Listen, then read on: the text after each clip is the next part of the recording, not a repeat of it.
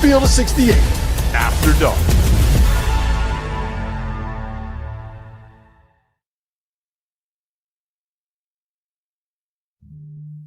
What is going on, everybody? Welcome to the Field of 68 After Dark, presented by BetMGM. This is the way after dark version. Call it Field of 68 Early Morning Edition, alongside Dalen, Rob Dauster.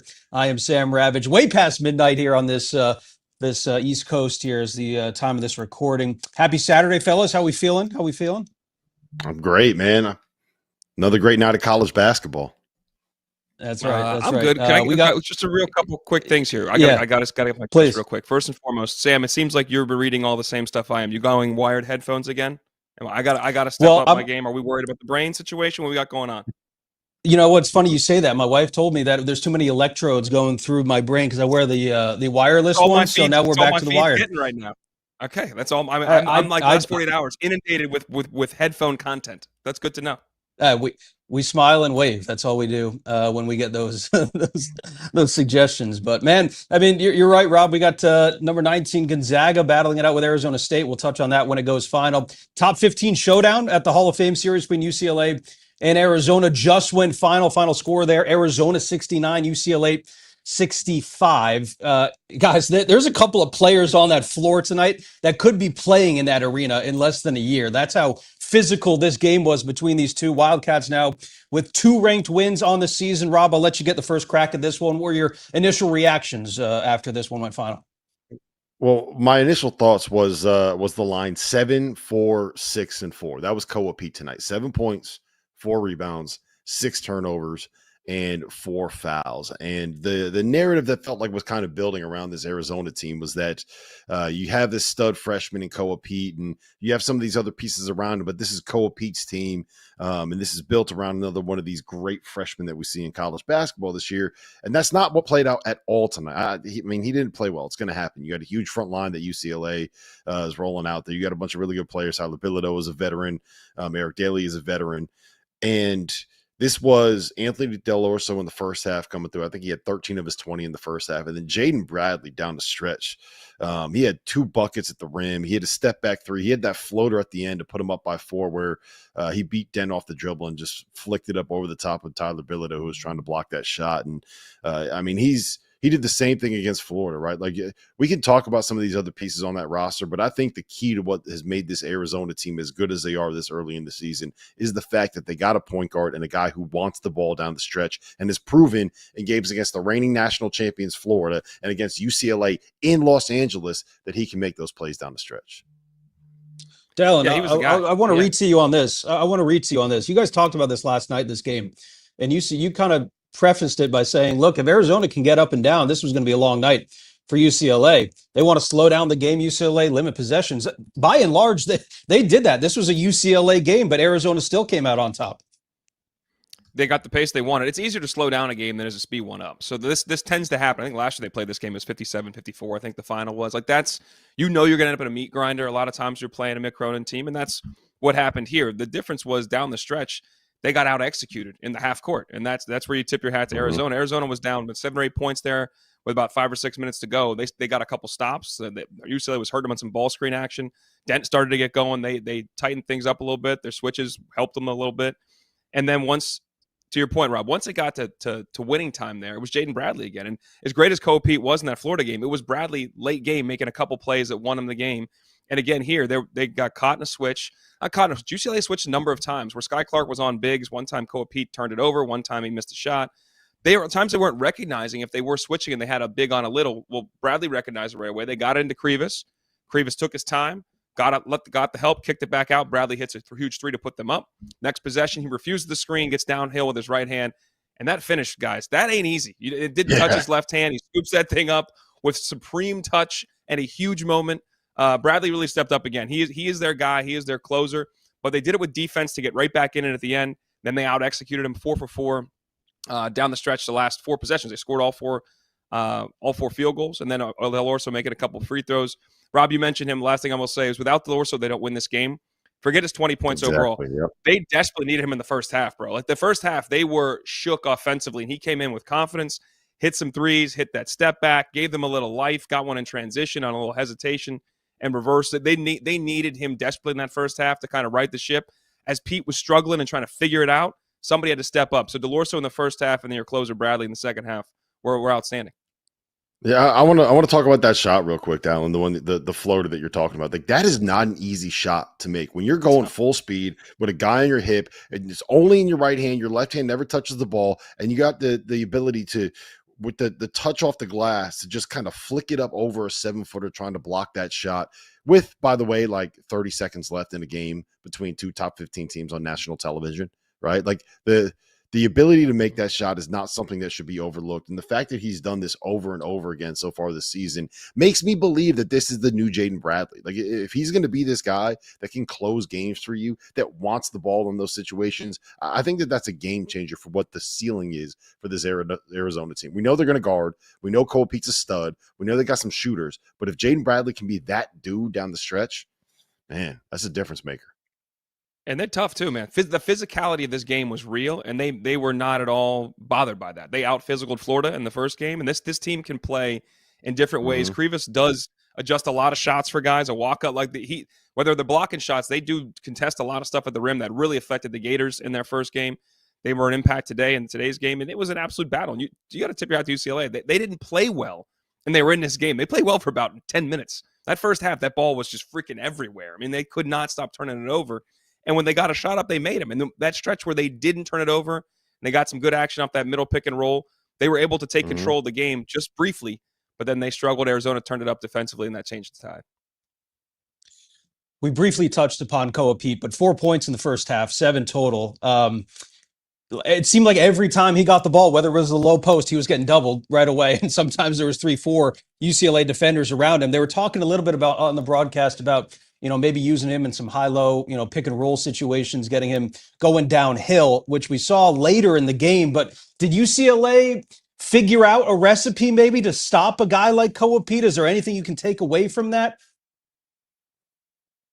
I don't know if it's necessarily a recipe, but I think they just kind of sent 2 guys at him and basically said, we're not going to let you beat us. And it took a little while for Arizona to figure out how to be able to adapt to that.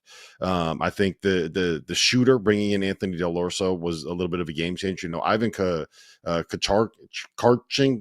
is that what it is? Karchenkov? Am I getting Karchenkov. But you sound rolled right off your tongue, bro. It rolled right off your tongue. It did. Yeah, I sounded very smooth saying that. But he has not played well in the last couple of games. And Braden Burries didn't really shoot the ball. I think it was 1 for 9 tonight. So they got the shooter on the floor that when you start sending 2 guys at the post, now you got someone that's going to make you pay for that. And that's kind of what opened up the offense a little bit midway through the first half. But I mean, any team deals with this, right? If you got a star and the opposing defense says, hey, we're going to do everything we can to not let that guy beat us, and we're going to send 2 guys at him, you're going to be playing 3-on-4 everywhere else on the court, and you got to find a way to be able to get somebody else to make you pay for that.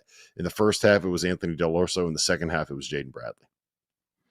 The thing that's obvious about how Mick Cronin's going to play this game is their help defense was great. I mean, they were helping constantly. At times it was a double. At times it was just they were going to help off whoever was there, and if you kick it out and you make the 3, they were going to live with it. Now that's a problem for Delorso, but outside of that, they were not really scared of Burries making shots. I think he made his first 3, and that was, I think, kind of it. And then you're not that concerned with it. Their issue was we're not letting this young freshman, Koa Pete, get to the rim and dominate this game the way he did the Gators. So we are going to collapse on him or make him kick that thing out. If he doesn't kick it out, we might force him into turnovers. And they did just that. Force him into 6 turnovers, frustrate him. He looked sped up. He looked like the game was moving too fast for him.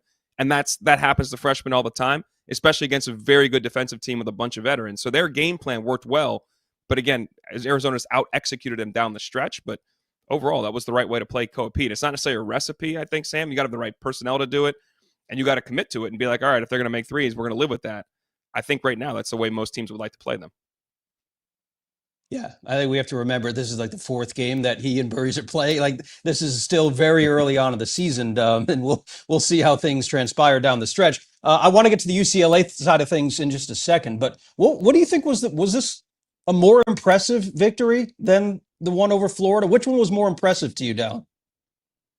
It's a good question. I think when we don't know what we're going to see, and Koa Pete wasn't part of the discussion. Everyone knew he was good, but he wasn't in the same level of the Boozer, DeBonsa, the Peterson conversation we've been having. So that one I think was more surprising to see him assert himself like that, get 30 points, beat the defending national champs in the opening night of college basketball. That was kind of the marquee game. This was the marquee game of the night for sure. I think it was different. There was more competition. I think this win as a team is more impressive because that same dude was ineffective, and other guys had to step up. You had to do it in a very different way. They had to do it on the defensive end. They did it with a physical battle against an old rival that you're playing right down the street from Poly Pavilion. But they had a good crowd there too. That was a good atmosphere for a neutral game. I would much prefer these games be on campus sites. But as long as we got to see it, it's fine. But I think this game, when I look at it, this is less. It's not necessarily what we expected for them to win in this manner, but that's what they did. You got to take your wins when you can get it, Dalen. If we're going to get UCLA, Arizona, they say, hey, listen, we're going to play in a different arena in LA. I'll take it. I'm not complaining. I'm not complaining, Dauster. I'm just saying I would like, but I hear you. Yeah, no, it was awesome last night with Purdue playing at Alabama. That was an electric atmosphere. And there's part of the reason college basketball is great is because of the experience of going to a game on campus. So I hear you. I am with you on that.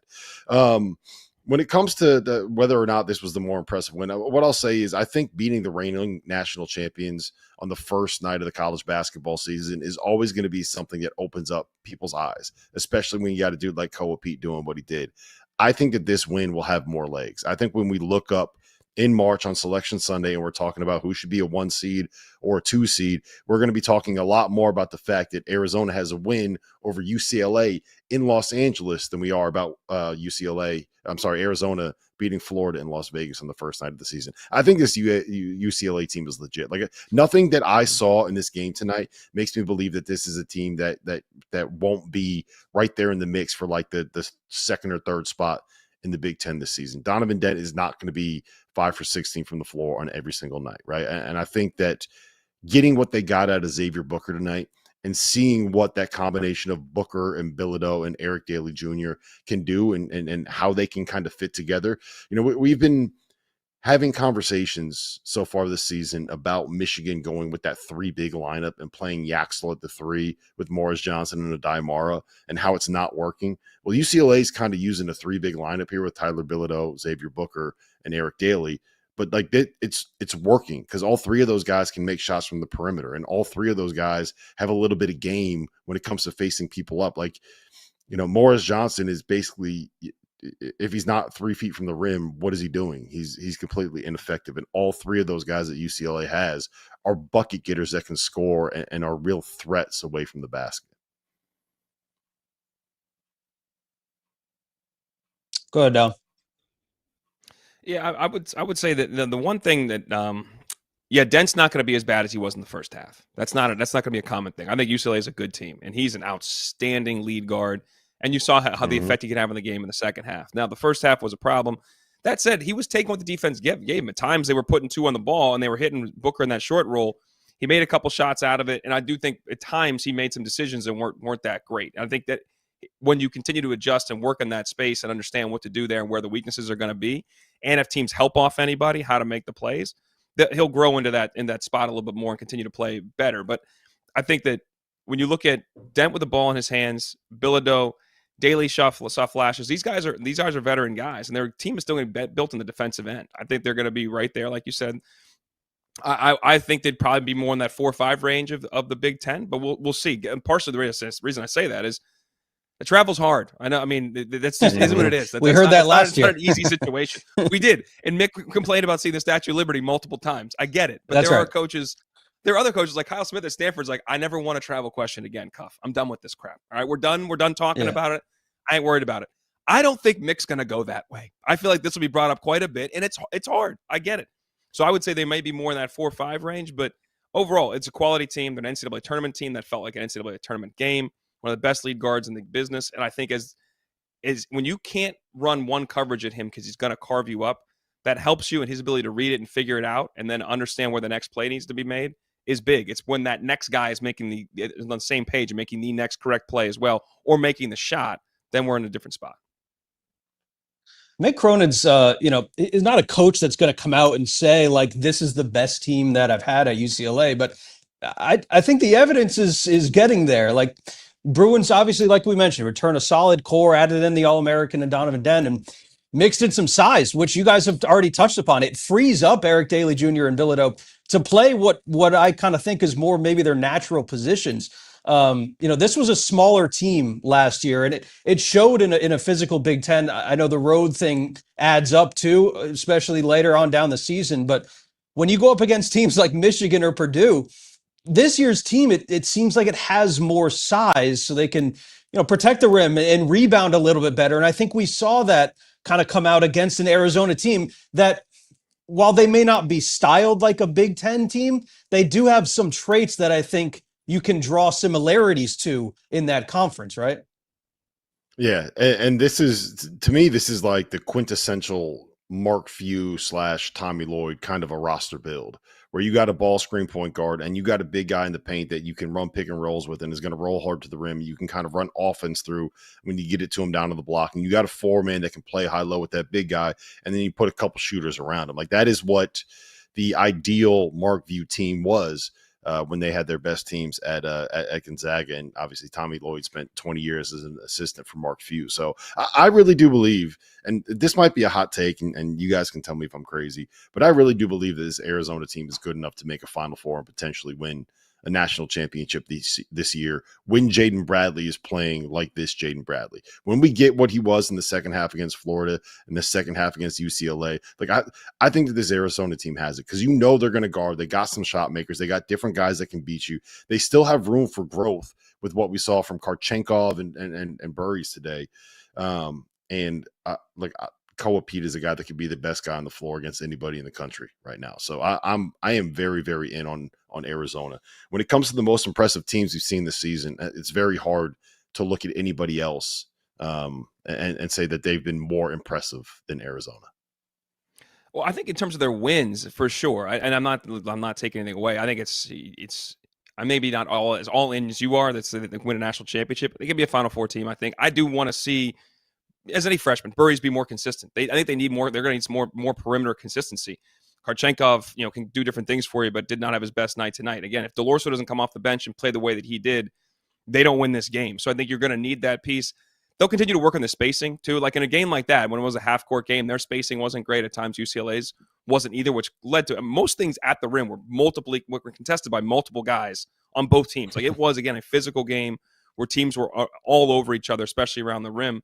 I like their team. I think they have all the pieces. And again, when Bradley's playing that way, but I think I need to see more perimeter development. And I say, you said they have room to grow. It's a great term. Every team does. So we can see the upside. You can see the potential. And then the wins speak for themselves right now. But they're going to need to obviously reach that potential. And those guys in particular, I think you're going to need more from Burries. Again, that guy is a super talented young man. But in his 2 big games, he has not played well. And that's understandable. But can he continue to play through that and figure this thing out and be able to play at a high level when you hit February and March? My favorite thing about Burries was he made that first 3, and Robbie Hummel was like, "Oh, this guy's a shooter. He can get high. He can really get it going." And then the dude didn't make a shot the rest of the game. Hey, leave Hummel alone. Leave Hummel alone.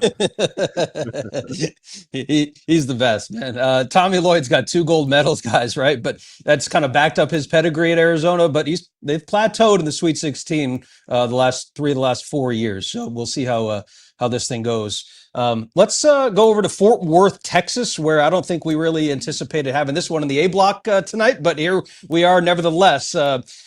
Look, a couple of teams out there have been a little bit slow out of the gate. It's hard to say that like the 6th ranked team in the country is struggling, but there are some questions, I think, for Dusty May, and legitimate ones in terms of his rotation and fit. We saw it kind of rear its head again today. They were taken to the wire by perennial bubble team Wake Forest on Tuesday, needed overtime to win that one. Jamie Dixon's Horned Frogs led by 2 at the break tonight. 11 turnovers in the first half for Michigan, 22 for the game. But TCU mustered 17 points off of those turnovers. So maybe you can take a blessing that this is a good defensive team for Michigan. But, kind of the same issues Michigan had a year ago with the turnovers. And you add a guy like Elliot Cadeau, he turned it over 6 times tonight. What do we make of this performance from Michigan on the road after a tough one and a win at home, Dauster? I think winning away from home this early in the season is always going to be something where, like, you can't ignore the fact that they won a road game. And I know it's TCU. Right. That there was a decent crowd there. It wasn't, going into Mackey Arena or anything like that, but there was a solid crowd there. And I think TCU might be better than we think. Like, they got their hands on everything, man. Like, that team was really just pesky defensively. It felt like they were picking Michigan's pocket like every other possession. I also think right now at this point, Michigan's defense is significantly in front of their offense. And, we talked a little bit about the three bigs thing the other night when I was on here after Michigan played Wake Forest. And I think their three best players are the big guys. I think it's Yaxel, Morris, and Adai Marr, and they're trying to force fit having all three of those guys on the floor at the same time. And they're still working out the kinks on how that is going to work. I don't believe that is the best way for them to be able to kind of hit their ceiling, right? Like, I think Yaxel, his entire value is the fact that he's like the quintessential college four man. And when you put him next to a five man that can protect the rim and can pass the way that Adai can, with a ball screen point guard like Elliot Cadeau and a couple shooters at the 2 and the 3, that's big, right? Like that's how you win games. That's what you want a basketball team to look like. And then with Morris out there, it just kind of clogs everything up. And it feels like there's no space in the paint anywhere because you don't really have shooters. So I think Dusty's trying to lean into this idea that we're going to be an elite defensive team and we'll figure out the offensive part after as everything kind of comes together and we see if this can work. But I don't know, Dalen. I don't see that three big combination being the combination that will work long-term for Michigan. I think Dusty's realizing that too. When you look at the last 10 minutes of the game, he played whether it's Amara and Cheddar together at times, but really it was Johnson and Lendenborg were the 4-5 combination. They were playing late game, really the last 6-7 minutes, and they were switching everything a lot of times, and they were better defensively, keeping TCU out in front of them when they got, because again, TCU looked like they were going to take control of the game, and then Michigan made some plays defensively and started to take it over. But that group was how they were going to finish it. Defensively, offensively, they are really at a loss right now. But I really like Trey McKinney. The freshman made some big shots and some big plays. I do think it was telling once out of timeout and then once off a set play. They kind of lifted the defense, and then they had Roddy Gale just catch it and rip on the wing. And he beat his man straight up, just beat his guy baseline. Got fouled once, scored the other time. And that's kind of telling, all right, in this moment, you need a bucket. What are you doing? Well, we're going to Roddy Gale, which was interesting and telling in its own right. I think Lendenborg was trying to figure it out. I think Dusty May is trying to figure it out. Offensively, they are disjointed at best. All that said, you win a road game against a high major team, I do not care. You won the game. And that is the difference. Like, their schedule isn't like right away when you're playing Wake, and that's a huge game for Wake. And they know that in Steve Forbes' history right now, Wake Forest, that's a game if they win it, they can change their fortunes in March. They've not had that in years past. You knew you were going to get the best effort from those guys. TCU got embarrassed losing New Orleans. You're going into their building. That place was raucous. You know you're going to get your best effort from those guys. I mean, I say this as a mid-major player. The biggest difference between us and a high-major player is physically that guy is 3 or 4 inches taller than me, runs faster, jumps higher. Period. Like, that just is what it is. So although you're not playing really good mid-major teams, that's fine. That's a different animal. You're playing other high-major opponents that you're supposed to be because the Vegas says so. It still ain't easy. And those guys went out and won the game on the road. They have a lot to figure out, especially in the offensive end. But they have the pieces. He's got to figure out the recipe, how this is going to work together. And some guys are going to be left out. And some guys will take a role that maybe they didn't hope they had coming in this year. Or I'm sure Dusty maybe not hope they had coming into this year. But that's what's going to have to happen because you got a lot of kids that can play. And a lot of them play in a similar way. So you got to figure this thing out. Yep. A lot of questions yet to be answered there for Michigan. I'll leave this question out there in the ether. Are we sure that the Wolverines are the best team in the state of Michigan? I don't know. Let's take a quick break here. We're going to have Tobe Awaka join us on the other side of the break after Arizona came up with a huge win over UCLA. We're also talking Kentucky, Duke, UC, UNC in action as well to make a couple of close wins, Texas Tech and Arkansas. All of that and more on the other side. As you know by now, we have teamed up with BetMGM again this season. We'll be using BetMGM lines to make all of our picks, and we will have special offers for Field of 68 fans, including same-game parlays, best-in-class live betting, and daily odds boost. If you haven't signed up for BetMGM yet, use bonus code FIELD to get up to a $1,500 first bet offer on your first wager with BetMGM. Here's how it works. You download the BetMGM app, you sign up using bonus code FIELD, you deposit at least $10 and place your first wager on any game, and you receive up to $1,500 in bonus bets if your bet loses. Just make sure you use that bonus code FIELD when you sign up. Make this college basketball season one for the history books. Make it legendary. And don't forget, if you haven't signed up for BetMGM yet, use bonus code FIELD and get your $1,500 first bet offer today.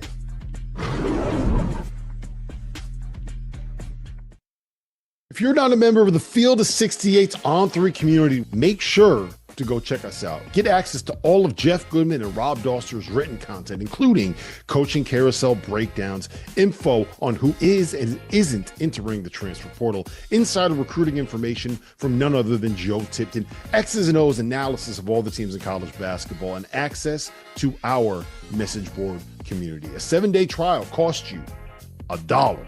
The Field of 68 on 3. Get the scoop. All right, back here on the Field of 68 after dark. Tobe Awaka is joining us. Toby, I got a fire alarm going off in my background, so apologies for that. But talk a little about the win today for your boys, and it's going to be a pretty exciting ride home tonight, I got to imagine. Yeah, for sure. I appreciate you guys for having me. It was Arizona-UCLA. We know what that rivalry means. We've been talking it up all week throughout our preparation. So, it was a tough back and forth game. It was a gritty game for sure. Each side had their ups and downs, but, in the end, we were able to pull it out. Toby, it was an impressive win to say the least. I mean, we know Tommy always likes, and his teams like to play up and down, but you play UCLA, as you mentioned, it's going to be a grinder, and you guys found a way to get it done in the end. What do you think, if anything, you learned about your team when you're down, technically kind of on the road late, but came back to win this game? I think it's just our ability to fight adversity. I think that throughout the squad, we have a good group of, older guys, veteran guys that have been around, but also great talent. You know what I mean? Koa, Yvonne, Braden, all those guys. I mean, they've been working so hard throughout the whole season, preseason, summer, all that kind of stuff. And, they showed up big for us tonight. And then, obviously JB did his thing tonight. I think he's the best point guard in the country. But to see all that gel and see all that mesh together for a win tonight, it was amazing to see. Yeah, Toby, I give you a lot of credit, man, because you're a kid, senior year. You started all year as a junior, and you come back as a senior, and you're coming off the bench. And it doesn't seem like it matters to you at all, right? Like, are you just more concerned about the wins? And when you have a roster and a team like you have here, does that make it a little bit easier to kind of say, look, I could take the sacrifice. I'm good. I'll come off the bench as long as it's better for what we're doing as a group. Yeah, I mean, I think I had a good understanding of the talent that we're bringing in, and the names that we're bringing in, and the people that were coming back. So, honestly, I really had no qualms with making that sacrifice because ultimately, for me, the mindset I had was that it's my last season. I made it to the Sweet 16. I made it to the Elite Eight. I'm trying to make it to the Final Four and, ultimately win a championship. So whatever, lineup, whatever strategy, whatever, game plan that the coaches feel is going to put us in the best position to reach that goal, to reach those heights, I'm all for it. Toby, Koa obviously had a phenomenal game against Florida. He's one of the best freshmen in the country. Tonight, he had a tough night. As mentioned, as you're a veteran guy and other veterans on the team, how if at all were you guys? What was the conversation like to kind of help him through that game, to help him impact the game in other ways when his offense wasn't there? Just honestly, first and foremost, it was just keep his head up. You know what I mean? Like, season's going to be up and down. There's going to be struggles. There's going to be adversity. Obviously, we know what he did against Florida. The phenomenal game that he had. But knowing UCLA, knowing Coach Cronin, they're big into scouting. And obviously, whenever he caught the ball, they were packing in the paint, trying to make him kick out. In the gaps, swiping on his drives and things like that. So. It's just an adjustment. Teams are going to game plan for him, and that's more so of a privilege than a demotion or anything like that. Now he just has to figure out how to sort of, build up his game to, play through double teams, play through traps, all that kind of stuff. And I think that it's just going to force him to elevate his game and become a better player. Toby, you mentioned it a little bit earlier about JB being the best point guard in the country. When he goes into those modes where he's in takeover mode down the stretch, and he did it tonight. And he did it a little bit against Florida. I think he had 27 against Florida, right? When he is playing like that and he's making those shots, what's it like for you guys as a team? Or you just have that confidence in him that he's going to be able to figure out how to lead you guys to a victory? Yeah, it's really just getting the ball and get out the way, really. You know that once coach calls that play, he's coming off the screen, he's trying to ISO, do whatever. We know that he's in that mode. All he sees is red. He's going to the rim, trying to attack and put foul pressure on the other team. But he's somebody that's been underrated throughout his whole career. From high school to college, and he plays with a chip on his shoulder. So he's a guy that I love to play with, and he's just a great calming force for our whole team.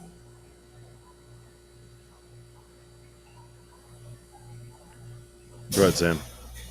We got one more? All right. What's the ceiling for this team, Toby? I know you guys have made it to the Sweet 16 a few times. What's the ceiling for this Arizona team this year?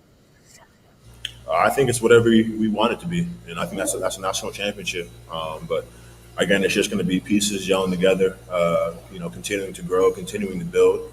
But I think that this season our destiny is sort of in our hands, and we have the ability to make it what we want it, to be. So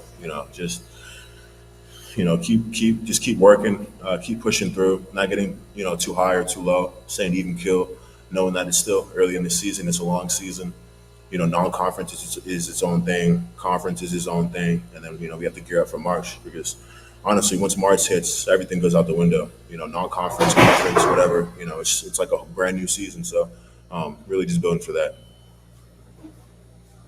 No doubt. Tobe Awaka, really appreciate you joining us. Appreciate you working through the fire alarm in the background as well. Best of luck and the rest of the season. Safe flight home, my man. Yes, sir. Appreciate you guys. Thank you. Thanks, man. Sam, you got the strobe light going too, bro. Like this is you're wild. Telling me, wait, are you okay? Are you telling me? Can you guys hear that? I can't hear it anymore. No, we see the light though. You're telling the light. Right, there's like a there's like a voice behind me. It says, "Please evacuate the building. We're going to stay in the building." All right, so let's sacrifice yourself for the team. Look at you taking the charge, buddy. Yeah, can I just say this is what the field is? This is how dedicated That's you right. are to the sport of college basketball. Sam Ravech is battling through a fire in his building right now to stay here and bring you the takes. That's what we do here. No, well, we got Dauster, I believe is one of the owners here. of the company. You may not want to publicize that, because if things go awry there, my lawsuit might be coming your way. Just letting you know. This is not go well. If you see smoke, run.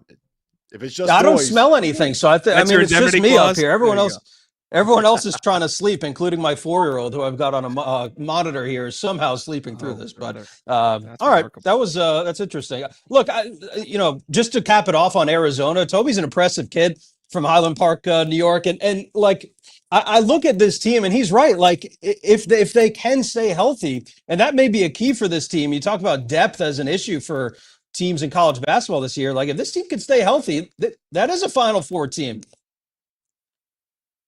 Mm-hmm. Yeah, I mean, Dauster, we talked about for sure, and he knows it. That's their goal. And they're like, again, any team or any program at their level or any team that has that talent, of course you should say that. That's exactly what you should be thinking. We are here to win a national championship, and we're going to do it in stages. We're going to try to win the conference. We have to win the conference. We're going to try and win the whole thing, and that's their approach. I think they have the talent potentially.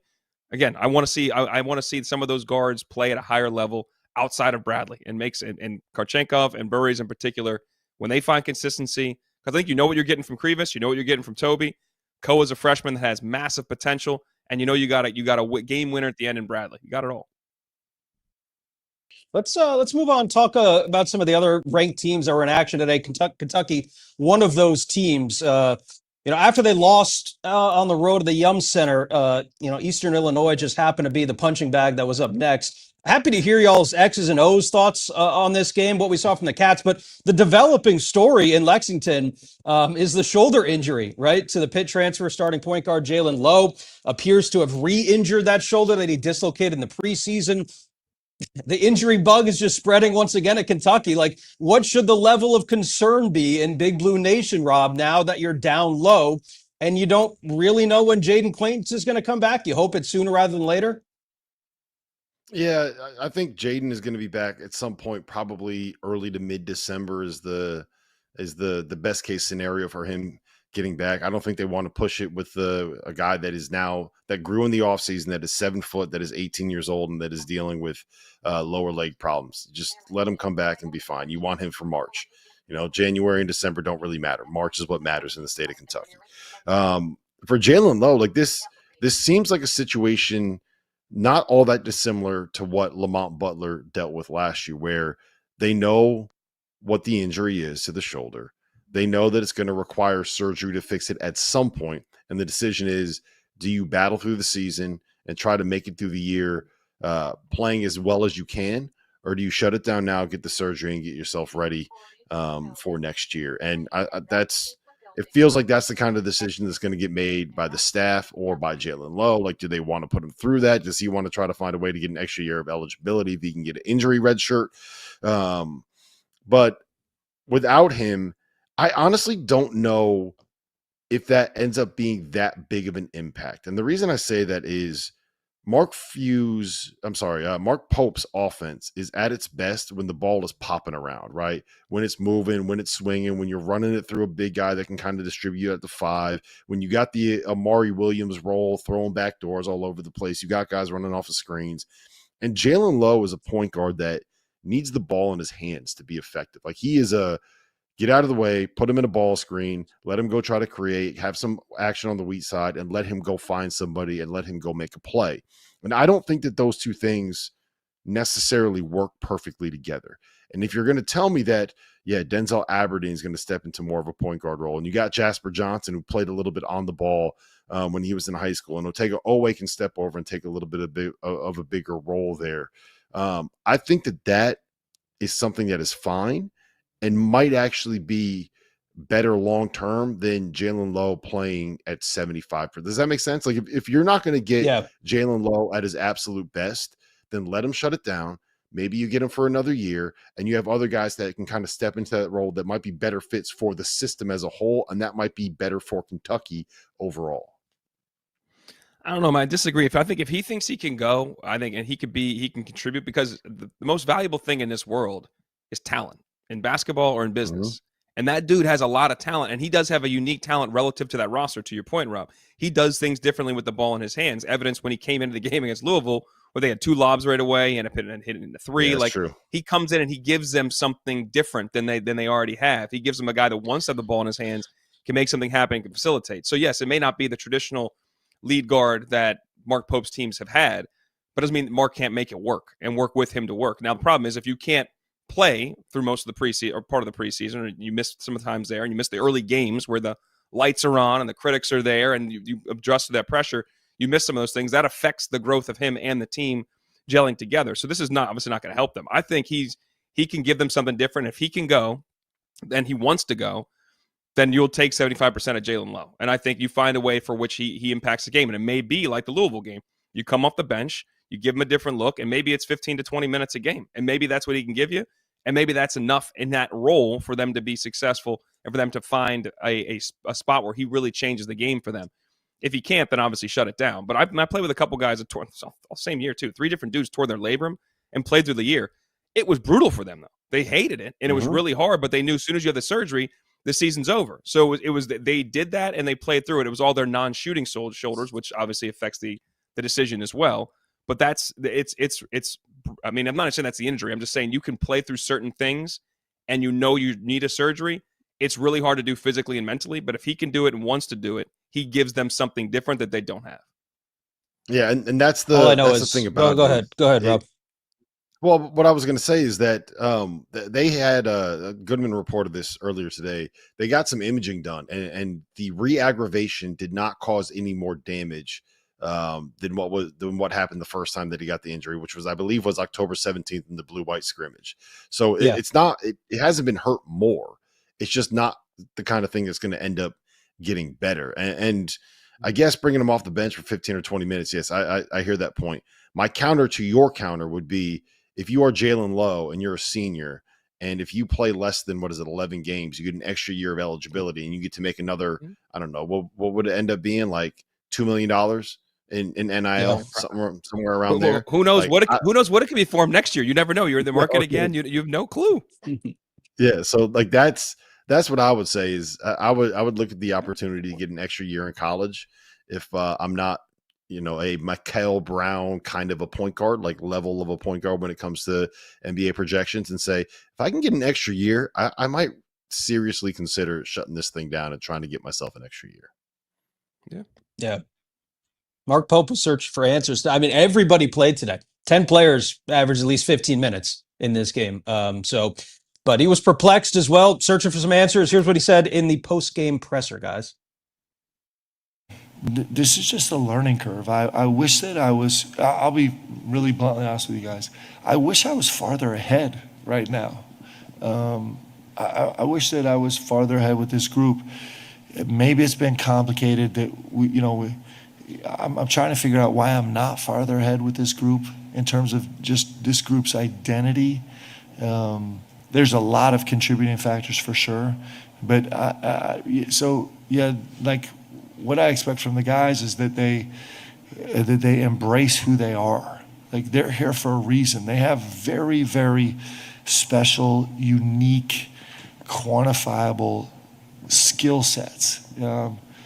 And I want them to use them. I want them to celebrate them. I want them to be proud of them. I want them to love their game. It's not exactly the type of response I would expect a coach to give after a 46-point win. But you care to read between the lines there, Dalen, as to what Coach Pope is kind of alluding to?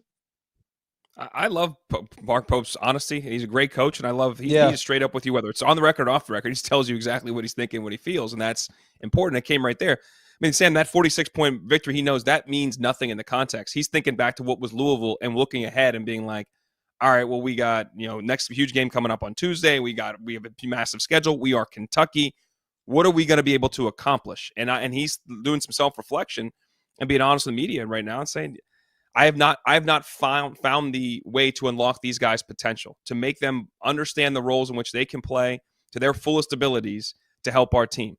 And that is the challenge. When you have this roster that costs, $20 million or whatever it was, a high number, and you got all these different dudes coming in, you're trying to figure this thing out. And there's pressure and there's not much time to do it. And when you have guys in and out of the lineup with injuries, there's all these different issues, as he alluded to by saying, there's some reasons for that. So he's just being honest that he doesn't think he's done as good a job that he wants to do, but he's trying to figure out why that is and then how to really imbue these guys with confidence to go play in a manner commensurate to what he thinks they can do. And sometimes that's hard to figure out. If you're thinking and not just playing, that's an issue. And it sounds like some of those guys may be doing this right now versus just going. And Owe may be one of the biggest ones in this. Like, that guy could be a first-team All-American. And he looks like he's out there at times, like, just trying to figure it out versus just going and playing like he was the last month of last season. Yeah, well, I can tell you exactly why they're struggling. It's because their best center and the guy that was going to be their starting center is still coming off of an ACL injury. Otega Owe has not played great. He was terrible in their one big game of the season. He spent the offseason dealing with a toe injury that held him out for, I think it was 8 weeks. And their starting point guard has a shoulder that won't stay located and keeps getting dislocated. So when you lose your starting one, and you lose your preseason SEC player of the year in Otega Owe, and you lose a 5-man that could end up being a top 10 pick. Yeah, you know what? You're not going to look as good as you thought you were going to be when you put the roster together. I think it's just as simple as that. Get healthy, get these guys in a rhythm, and you're going to be able to figure it all out. But you walk into an absolute buzzsaw. Dalen, you've been around long enough. How many buildings can you remember that were as just raw and as emotional and as even the crowd, the level of violence that came with the sound with that crowd in Louisville? I don't know if I've ever seen a building that has been as electric as that building was on Tuesday night. And you're asking this group to go in there the first time that they're playing a real game together, with Owe playing terrible, with your point guard coming off the bench, without your starter 5. Once you get those 3 back to being what they are and what we thought they were going to be, it's a very different conversation. But I don't think we can judge them based off of that game in that moment against their arch rival. Yeah, no doubt. And I think that's what he's saying enough, and he's admitting he's looking at it through why I am not succeeding. But there are reasons for that, and you laid them out there. The building thing is really interesting. What that reminded me of, remember when Chris Beard went back to Texas Tech when he was at Texas? And he had 5 security guards. That place was frothing at the mouth. That was a blind. I'm betting a half and a total, laying whatever points it is on Texas Tech. And they went up 25-4. That place was losing their freaking minds. That's what it felt like. There was like a hunger, and violence is the right word. Like they were angry and they wanted to express themselves. Louisville's been angry for 3 years. That was bottled up frustration, anger, embarrassment, disappointment, just piled on their rival at an aggressive level. That building was unique, and that's the one that made me think about was Lubbock. Was it probably like 6, 7 years ago now? Yeah, ticking time bomb there. But for the moment, at least, Kentucky might once again be forced to navigate a challenging non-conference slate without key contributors. We've mentioned situation I know Kentucky fans want ever experience again. But you mentioned it, Dalen. They got Michigan State coming up meetings with North Carolina. Moved to 4-0 on the season after a beatdown of Indiana State today. Interesting early on, guys. Duke led briefly after a layup from Cam Boozer there, the first possession of the game, but they didn't lead again until there was like 12 and a half to go in the first. That's when Cam Boozer, though, really took over. He had 23 at the half. Guys finished with 35 and 12 to go with 5 assists, 3 blocks, and 3 steals, the second most by a Duke freshman in program history, trailing only that guy Cooper Flagg, who dropped 42 last year. What's impressed you most, Dalen, with the way that Cam Boozer has come in and fit in so seamlessly with John Shire's system there?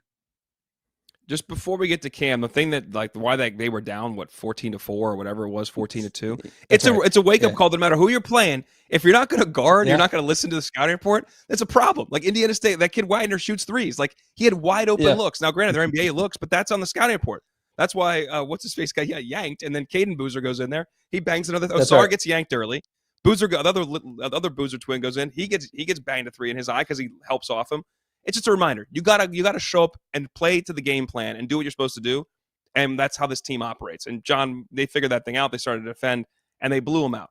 As far as Cameron goes, this is the player we thought he is and was, and he's showcasing it. Now against Indiana State is one thing. We saw him have a good second half against Texas, but struggle the first half against Texas.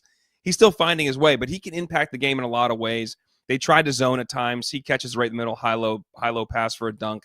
He's got great vision, great outlet passes a couple different times. Like he has a great feel for the game, an understanding of the game. He's a team first guy. His dad has taught him that and Caden that since they were kids. Like you want to win. You want to win as a team. You guys they are great kids. They are magnanimous. They are winners that give as much as possible. And his game reflects that. It's not about me. He's going to go out there and make a ton of plays. He took what the defense gave him, and he just carved those guys up. He's going to have a fantastic season. I'm excited to see them play on Tuesday night. It's another high major opponent. I want to see how they adjust. Their offense has got to run with a little more spacing, a little more pace. How does he adjust to the game early? And hopefully have a better 40 minutes versus only 20 against Texas. But this was a great performance for him tonight, without a doubt.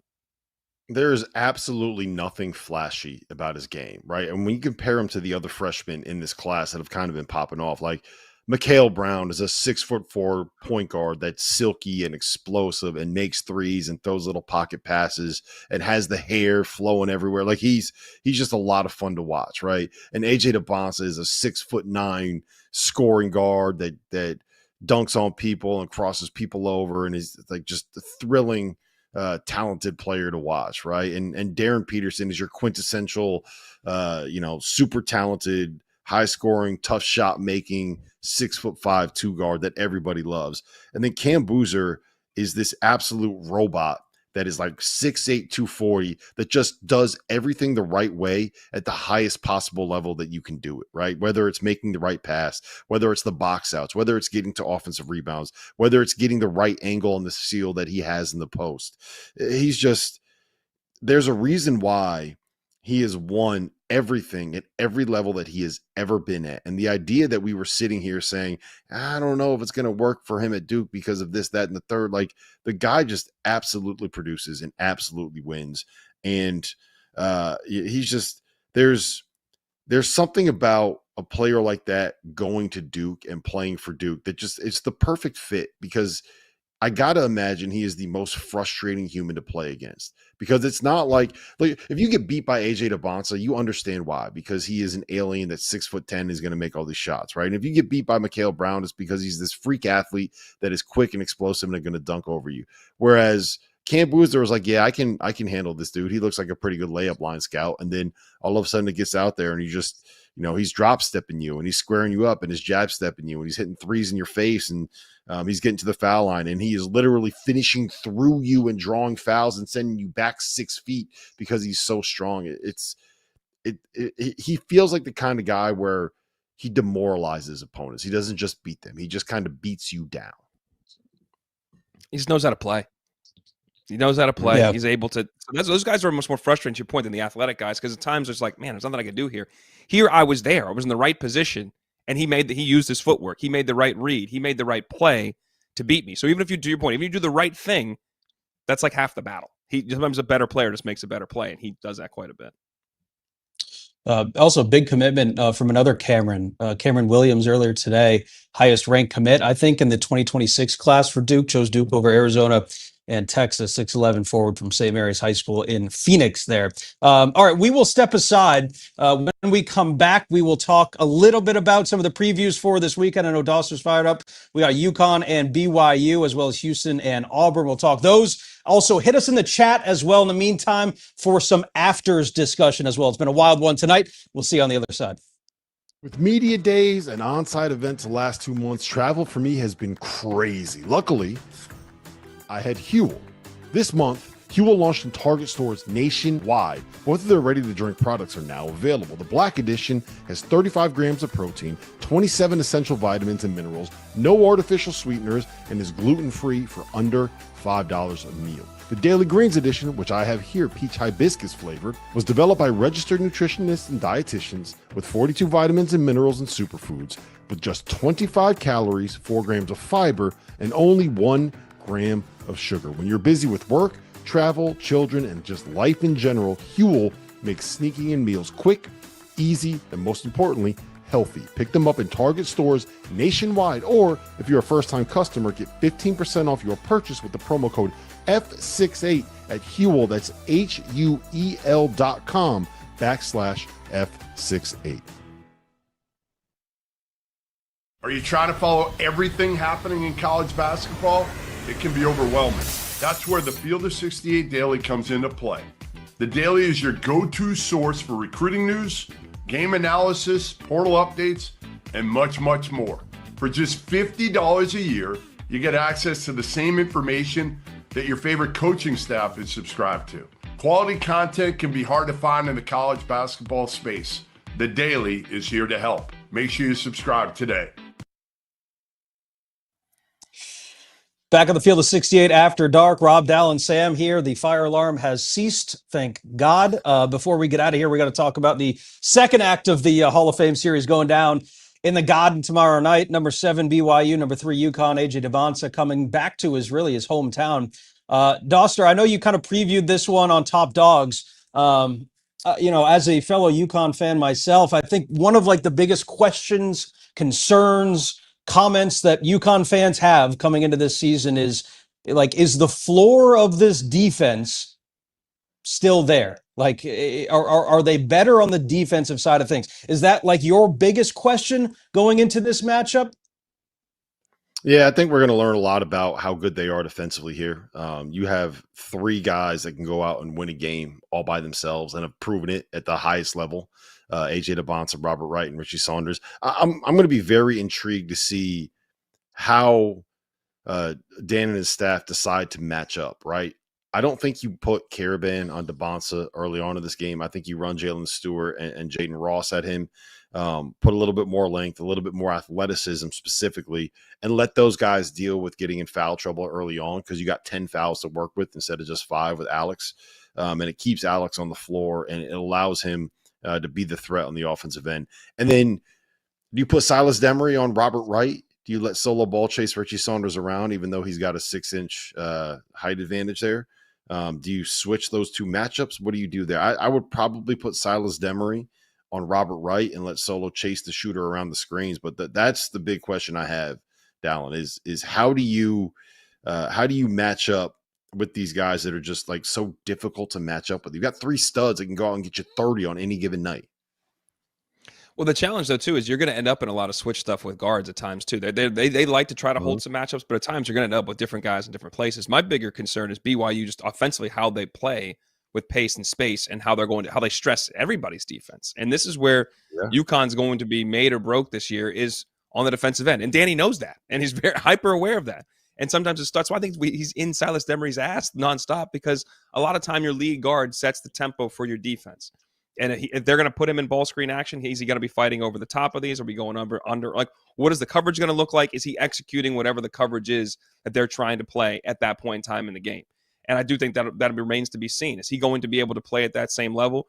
And really, are guys able to contain the ball one-on-one? To your point about where Alex is and who's he guarding, I do think at times, knowing Kevin Young at his pedigree in the NBA, they're going to hunt some matchups here.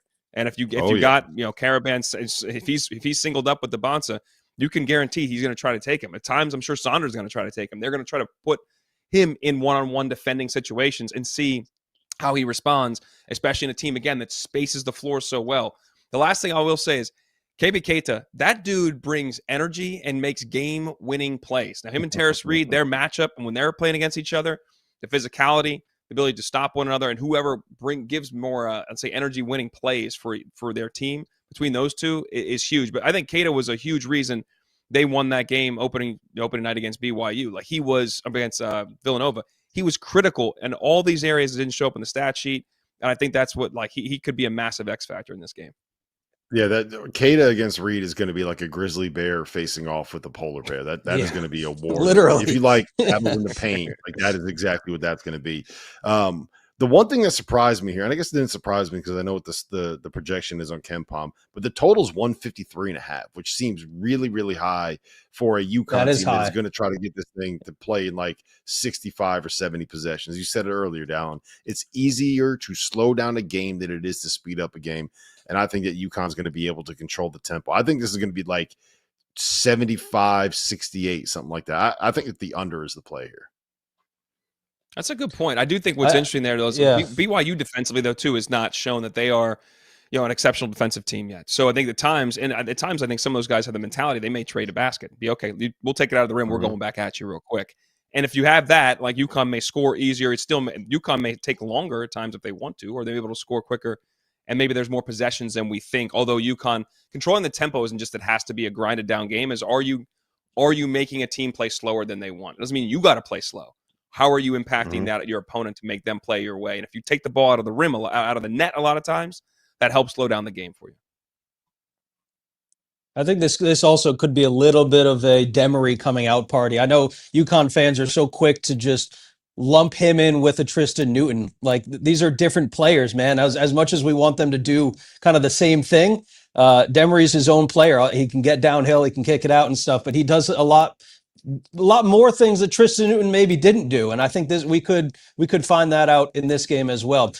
Real quick here, not breaking news at this point, but relatively recent news out of Provo. BYU starter Kennard Davis Jr. Reportedly arrested on suspicion of DUI following a crash on Thursday, according to the local police there in Provo. Transfer out of Southern Illinois. He was poised to play kind of a really big role on this team. He started early on in the season. I think the first game there. Too early to speculate, but what we do know from history here, guys, BYU's honor code could complicate things here in terms of his future with the school. Rob, thoughts on this development and how this might alter not only this game but the upcoming season in a Cougars team that has hopes of playing in a Final Four? Well, the easy kind of cop out that the BYU program had is that since he was dealing with an Achilles injury and didn't play in their last game, they were probably just going to say, yeah, we were going to hold him out anyway, so they can kind of push any talk about a suspension or anything like that down the road. But it's never good when you're getting arrested for suspicion of DUI after an accident at 11:45 in the morning on the way to catch a flight to go play a basketball game. So it's a big loss if he's not available either through injury or suspension or whatever it ends up being. It's a big loss because he's kind of was there to be a defender and to be a junkyard dog and to be that connective piece between Richie Saunders and Robert Wright that they don't really have elsewhere on this roster. Like there's a level of athleticism that he brings and a level of length that he brings that you don't really see elsewhere in this backcourt. So it's a big blow if he's not playing. That's exactly what I was. His size, length, and defensive capabilities will be the most lost piece of this thing. Dawson Baker's a pretty good player, but he's just physical dimensions are different, and I think that's going to be a problem. Yeah. All right. Again, chat, please hit us in the YouTube chat. We're going to try and get to some of your comments in the afters when we get there. When we saw BYU against Villanova, guys, to open the season, thought it was a little strange. They won by 5, but okay, it's the first game of the season. Everyone's still kind of finding their footing there. But, then I see they're down 3 at the half to the Blue Hens of Delaware. And Dalen, I know you talked about that yesterday as well. In the second half, they pull away. I think they shot like 11 for 20 from beyond the arc there. I think there's some serious chemistry questions right now with this BYU team. And look, there's like a Cooper Flagg-like attention around AJ DeBonsa, and rightfully so when he came in here. But it just seems like everyone else around DeBonsa is like thinking, hey, how do I get this guy the ball, instead of maybe trying to score or create when they have good matchups on one-on-one. So, DeBonsa is going to draw the most out of the headlines this season. You guys touched upon it. We can't ignore the Wright and Saunders of this whole thing. That trio in the backcourt could be one of the better ones in the country this year. All right, so let's take a break here. We'll come back in the afters, and we will talk a lot more about some of the upcoming games this weekend. So we'll step aside here for a short break, but catch us in the afters.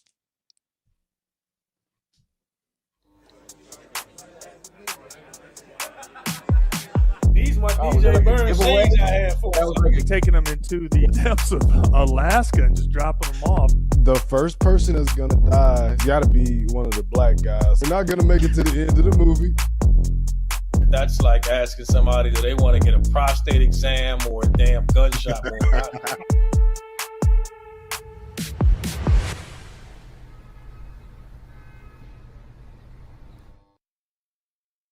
Okay. All right. Welcome back to the Field of 68 After Dark, where we are really in the after dark hours here. Folks in the afters, again, holler at us here. We want to get to some of your comments. I know no longer one the of the Friday questions, show, Dagan, Sam. It's now the Saturday morning show. Yeah, that's right. We're Saturday morning here. Dagan, what do we got here? We got any comments, thoughts, concerns? What's going on, fellas? So one game we didn't get to preview was Auburn-Houston on Sunday. So I'll let you guys kind of take that here to start this while some questions filter in. Maybe the best thing about this game is that Auburn doesn't have to hop on a flight. Because the last time they hopped on a flight to go play Houston, there was a brouhaha, right? Horseplay. Some horseplay. That's what they won, though. right? They won that game, right? I mean, that was, maybe you need to have a melee pregame then. Yeah. 74-69 last year. That's exactly what the projection is on Ken Palm too. I'll say this, and then I'll kind of leave it to Dalen to tell me why I'm wrong. But it feels like this season we've gotten excited about pretty much every other team that's been like somewhere in like that preseason top 10 rankings, right?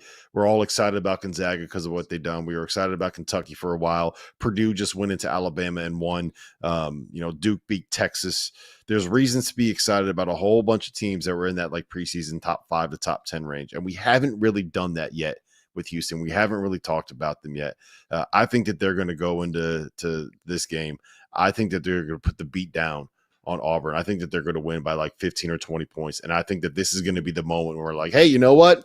Remember that guy down there that wins every conference every year, every time that he plays in it, and always wins 35 games and always has one of the best teams in college basketball? Yeah, you know what? He's done it again. Maybe we should be talking about him a little bit more. Houston by like 15 to 20 points. I think that they really go in there and they just roll. I would love to argue with you. I don't know if it's 15 to 20. I think they're going to handle this game. But this is the thing that I find interesting about this, really, too, beyond the fact that both these teams haven't shot the ball very well, and they've played, Lehigh, Towson, and Oakland. So, yeah, this is why we're not talking about them, because they haven't played any big boys yet. So now we have this conversation. And last year, remember, we did talk about a little bit of the players there, but they lost some of those games. So when they lost that game, they lose to Auburn, they were not really talking about you as much, because when you played some of the big teams, you didn't win. UConn got better. They got better. Of course, we know how it ended, unfortunately, for them at the very, very end. That said, like with their guard play that I think has underperformed the first couple games, at least it's shooting the ball and doing what I think UConn can do, I think they're going to have a game that kind of returns to the norm for them. I do think this is a really interesting game for Stephen Pearl. We talked about it last night with Norm Roberts, who's been on the bench as an assistant and as a head coach, and it slid over those 18 inches right before an NCAA tournament game when Bill Self couldn't coach because of health issues. That 18 inches is a big freaking deal. That's a big move. Every coach will tell you that. Yeah. And he's in his first big time game against a Hall of Famer down the way that has a team that you know is going to punch you in the mouth, be as physical as hell, and challenge you in every single way. That's a really hard thing to handle. I think they have the coaching advantage and the experience on the floor in terms of connectivity, the nucleus of guys that are back.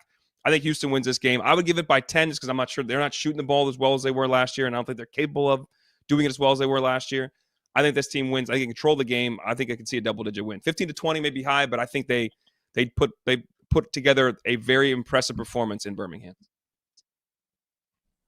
Keyshawn Hall, UCF transfers. He's been dynamic for the Tigers so far this year, but this is, as you guys mentioned, a very different opponent for Houston. Measuring stick game, I think, for both sides, really. 3 p.m. Eastern, I think, on ESPN on Sunday, so that's going to be a must-watch game. All right, Dagan, what else we got?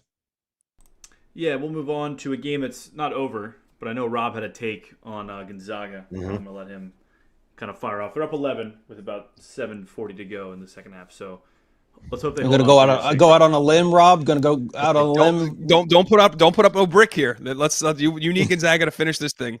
Go ahead. Yeah. Well, I am exceptionally high on this Gonzaga team. They're ranked 19th right now. I think they're much closer to like a top 5 team in the country. They have 2 big guys that you can play through. You have 2 big guys that can dribble into the post, that both know how to pass to each other and kind of play off of each other when you have the 2 bigs on the court together. You have length and athleticism on the wings that we have not seen at Gonzaga in a long time. I think that they are one of the elite defensive teams in college basketball. Tyon Grant-Foster's 25. Graham Ike's 24, 23 in his 6th year of college basketball. Braden Huff is a redshirt junior. You got Jalen Worley out there, who's a 6'7" kind of point guard type. You're old, you're long, you're athletic, you're veteran. You got guys that understand that this is probably their last chance. I think that the key, as long as he ends up being as good as he's looked in flashes so far here this season, is Mario Saiz-Superi, the little prince, right, Dalen? If he lives up to his potential, I think the El Principito. I think Gonzaga is a one of the best teams in college basketball, and I'm going to call my shot right now, and you guys can call me crazy. Gonzaga is going to go out, and if they win the national championship this year, Mark Few is going to retire after the season. He's going to go out on top. I think he has a team that's capable of doing that this year. Dauster, you gave 2 teams the national championship in this show alone, Arizona and Gonzaga. Yeah, just wait. You're going to learn that this season, Dalen. If I say enough teams are going to win the national championship, when one of them does, I'll go out and I'll clip it and I'll take my victory laps, baby. That's how we shoot do it. Shoot, baby. Shoot or shoot. You get them jumpers up, buddy. You get them jumpers up. 2 in 1 show. I'm going to keep track of this. Yeah, there you go, man. So is that an agreement, Dalen? Yeah. No, I like their team. Yeah, I like their team a lot. I think they've shown. I mean, I was wondering what they would look like, and when this comes, I think getting Tyon Grant-Foster eligible, 2 weeks ago or so, was another piece to the puzzle. And the fact that they won, they've not just won, but they beat the doors off of Oklahoma and Creighton, says quite a bit. And then, I mean, we know in their schedule they're going to play a really challenging schedule in the non-league to test themselves as much as possible.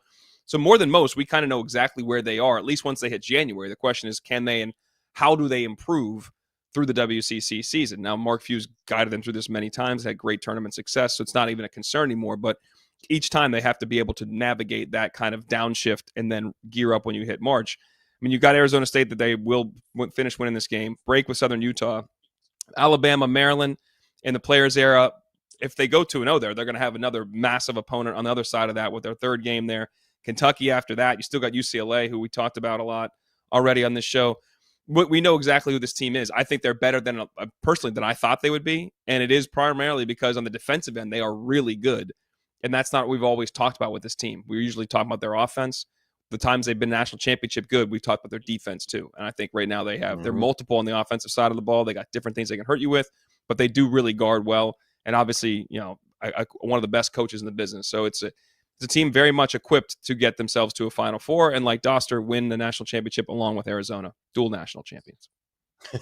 That's right. Fellas, I got my higher education at Pepperdine University, so I watched Gonzaga come and beat the crap out of Pepperdine just about every chance that they got. So any time we can we could put Gonzaga in a national championship, I'm all for it because I've seen them be so good for so long, and this team, you call last year an anomaly. What was it, like 9 straight where they reached the Sweet 16? This is very much a Final Four caliber team. But Dalen, I see you're waiting Hold to say on, something. Sam. They call it the Columbia of Yeah, the West Coast, by the way. Well, bro, yeah, right. What I didn't know is I didn't know you went to Pepperdine. A, B. When I went out and saw some of these WCC schools, and like I had no clue they existed. Honestly, I didn't know what Columbia was when I was in high school either. No clue. So all I thought is, Dad, what the hell are you doing, bro? Why wouldn't you tell me Pepperdine exists? Why am I trying to go there? Why am I trying to live in Malibu? Yeah, you could have for 4 played years? there. Like, what? Dalen, you could have been a leading scorer. No, maybe not. But I could have done the same thing I did at Columbia. Probably, like, I'd have been fine. Like, get out there. I had no idea. So I am very envious you got to spend your 4 years out of Malibu because that place and a lot of the WCC schools are just like, whoa, this is crazy. Well, they're building a brand new gym out there too, Pepperdine. So that's going to be exciting as well. But all right, we got any more, Dagan? We got 115 on the. It's 113. I got to experience Poughkeepsie, New York in college, and a lot of people say Poughkeepsie is the Malibu of upstate New York. I've heard that. The views, the weather, yeah, the people, the good looks, all of it. We're gonna just move past that. We're gonna move on to our next question here. One team that had kind of a scare, we'll call it, was Arkansas today. Just a 4-point win over Stanford. Anything there on you guys? This will be our last one, then we'll do our toast. But anything on the Razorbacks? I'll be quick. I got production from the bench. With me, it's their like their freshmen are super talented, but they're going to have to be better defensively, and they're going to have to be able to lock in. Like we saw it against Michigan State, the amount of times those two in particular either lost sight of their man or just got blow by, not there to help. Like they're going to be playing big minutes and big moments, and they're going to need both those guys to play on both ends of the floor. So I think until that team locks in full 5 guys defensively, they're very talented, but they have a ceiling in terms of how good they can be. In today's game, I watched probably 7 or 8 minutes of it. I saw a team not fully engaged in the defensive end. And that's not surprising. You're playing Stanford, I get it. But they were going to take a bunch of threes. They got good looks up. They made double-digit threes. They stayed in the game. When a mid-major can do exactly what they want to do to keep it close, you know you're going to execute your game plan. That's a problem.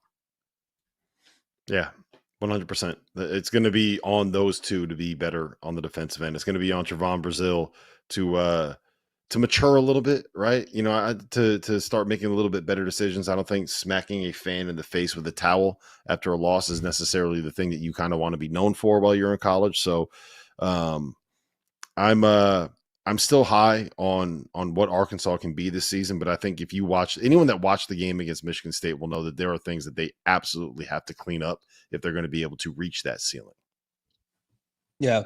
Razorbacks have Winthrop and Jackson State before they meet Duke in the CBS Sports Thanksgiving Classic in Chicago as well. Find out a lot about Coach Cal's team up there in the Windy City. Dagan, we ready for some toasts? Yes, we are. Let's do some toast and get out of here. All right. Who wants to go first? Anyone got a good toast? I'll go first. And I'm toasting to Stacey Hollowell. I'm toasting to Master P, and I'm toasting to the New Orleans Privateers, who went into Tulane tonight and beat the Green Wave by 22 points. I said it on our Southland Conference preview show. You got to watch out for New Orleans. This team is good. They're talented. They spent money. They brought in 2 of the best players from the Southland and transferred them in, despite going 4-27 last year. And they have put together a couple of impressive wins. They won at TCU. They went at Tulane tonight. So New Orleans, UNO, cheers. Master P, anytime you want to come hang out, I'm right here, man. I like how we're teasing. 115. Did you take a pull of that bourbon, or would you take a pull of that whiskey at 115, or did you just toast it? Yeah. You better drink that. All right. I call it a nightcap. It'll be gone. I promise. You went nicely off the board there, which was impressive. We're going to go right to the biggest game of the night. It's going to be Anthony DeLorso. And as great as Drayton Bradley was and made the big plays down the stretch, DeLorso in the first half, they were a lost offensive group. He came in off the bench with confidence, shot at, made plays in transition. had 13 points in the first half, ended up with 20. If he does not perform that way, they don't win that game. UCLA, I think, strangles him a little bit in the first half, and UCLA wins that thing going away. So, toast to Anthony D'Orso, the Bear, hitting a shot. Orso is bear in Italian. For Cheers. Those that speak a lot of languages. A lot of the attention and focus has been on UCLA tonight. You guys see what USC's Rodney Rice did?